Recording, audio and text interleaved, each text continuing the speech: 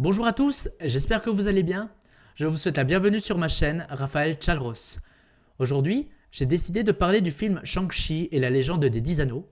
J'ai failli le louper et j'ai eu la chance de le voir fin septembre, soit à l'avant-dernière séance. J'ai tellement kiffé concernant les effets spéciaux, les scènes d'entraînement, les scènes de combat, la culture asiatique.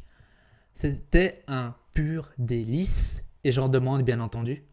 Concernant le casting, pour moi, il m'est totalement inconnu, à part Ben Kingsley qu'on a pu apercevoir dans Iron Man 3, qui joue le rôle de Trevor, un acteur qui se fait passer pour le mandarin.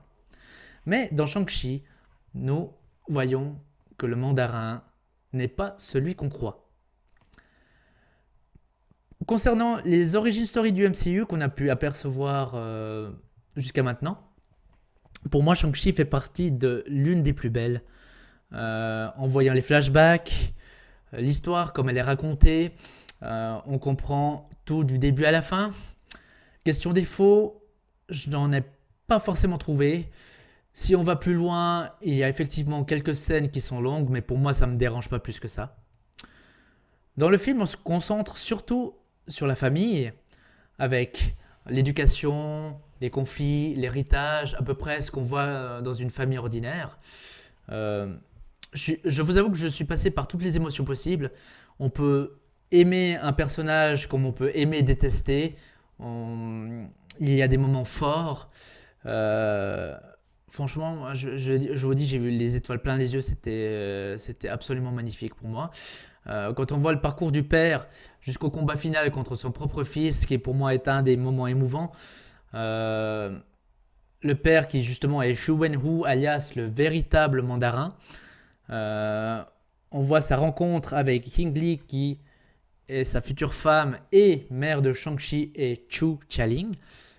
On voyage également en passant par l'Amérique jusqu'en Asie avec le village de Talo qui se trouve dans une autre dimension et où l'on voit des animaux magiques qui font partie de la mythologie chinoise. Nous avons droit également à quelques caméos avec Tim Roth qui reprend son rôle juste pour quelques secondes d'Abomination qui est le vilain principal de l'incroyable Hulk sorti en 2008. Nous avons les deux Avengers, Captain Marvel et Bruce Banner et non pas Hulk comme on a pu apercevoir dans Endgame où Hulk et Bruce Banner ne faisaient qu'un. Cette fois-ci on aperçoit Bruce Banner donc on ne sait pas comment il a pu en arriver là. Ça sera sûrement exploré prochainement. Et bien sûr Wong qui fait partie de l'univers de Doctor Strange. En parlant de la première scène post-générique, on voit Wong qui est entouré de Shang-Chi et de Cathy, l'ami de Shang-Chi, ainsi que les deux Avengers. Wong a donc scanné les 10 anneaux et projeté en hologramme, mais il découvre qu'en fait, pour lui, c'est totalement une magie inconnue, il ne sait absolument pas ce que c'est une découverte. Alors, est-ce que c'est un indice pour le film à venir, les Eternals? Est-ce que ça fait partie de leur univers? Est-ce que ça sera exploré dans un potentiel deuxième opus? Moi, je dis affaire à suivre, mais ça serait très intéressant de suivre tout ça. Concernant la deuxième scène post-générique, on voit Xu Xialing qui prend la place de son père et qui s'assoit sur le trône. Et nous voyons également dans l'arène qu'il y a des femmes et des hommes qui s'entraînent ensemble. Car pendant tout le film, on voit bien que les femmes sont plutôt mises à part et les hommes, c'est plutôt les guerriers.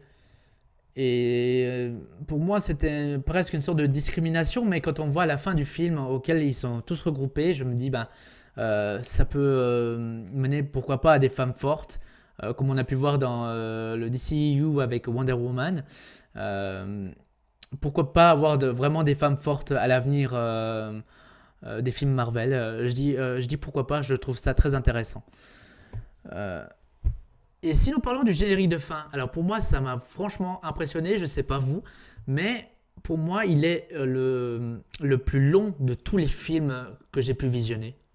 Absolument, je sais pas, peut-être 5-7 minutes, mais au moins avec une musique tellement belle et incroyable, composée par Joel P. West, qui a peu de films à son actif, mais je dirais que grâce à Shang-Chi, il pourrait avoir une grande carrière, quitte à revenir pour la suite.